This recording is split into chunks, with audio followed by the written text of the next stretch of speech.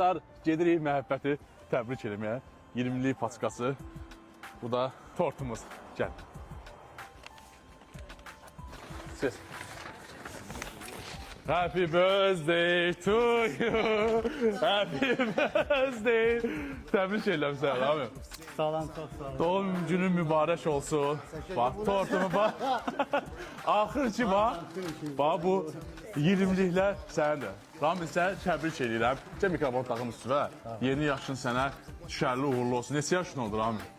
Ben dünən elə bilirdim 48, Allah 49 imiş. Dün mən anons edirəm ki, Dubaydan gəldim də axşam ki, Gedirəm, hə. məhəbbətə Xoş nə gəlmisən. hədiyyə eləyim. Yaxşı, nə var, Məhəbbətə nə hədiyyə eləyim. Zaman sən yazır, maşın, evdir, mən salamatı ilə maşın edir. Hələ bir deyən görək də, mən niyə xərcə salması, 20'liyə bəs eləyəcəkdir. 1120'dir burada.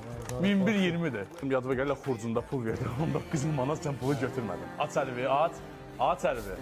Sən Aç əlvi, aç. Bax, bu sənin Rami. Bu açar sənindir. Cəbra, cəbra, cəbra, cəbra. Daha bu gözəlsə sənindir, bax, sevdiğim bak. Bravo! Sən məsələn.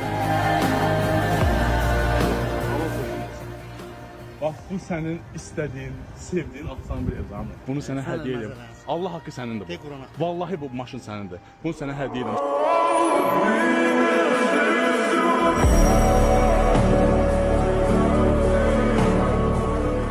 Mən bilirəm, başa baxmısan da, İlkinlə sən danışmısan, İlkin mənə hər şeyi danışdı. Mən orada ola, Dubayda ola, həll eləmişəm.